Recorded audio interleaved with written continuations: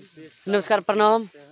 आज हम लोग का मैट्रिक रिजल्ट का वीडियो फाइनली शूटिंग हो गया है पूरा। हम सभी टीम आए हैं और देखिए हम लोग सब वीडियो शूट कर लिए हैं। तो आज सोचे कुछ बता दें वीडियो आने से पहले कि 2-4 दिन में वीडियो आने वाला है। आप लोग के बीच बहुत जल्द आ जाएगा ये वीडियो। आप लोग ज़रूर देखिएगा, वीडियो बहुत अच्छा बनाए हैं तो ज़रूर देखिएगा। देखिए ये कैमरामैन है, इनको पहचानते होंगे, ये सब नया बंदा है, सबको साथ में बनाए हैं। देखिएगा एक बार ज़रूर, और वीडियो थोड़ा भी अच्छा लगेगा तो आप लोग चैनल को सब्सक्राइब ज़रूर कीजिएगा और लाइक कमेंट शेयर तो ज़रूर कीजिएगा अपने दोस्तों के बीच, ताकि वीडियो सभी के पास पहुंच जाए।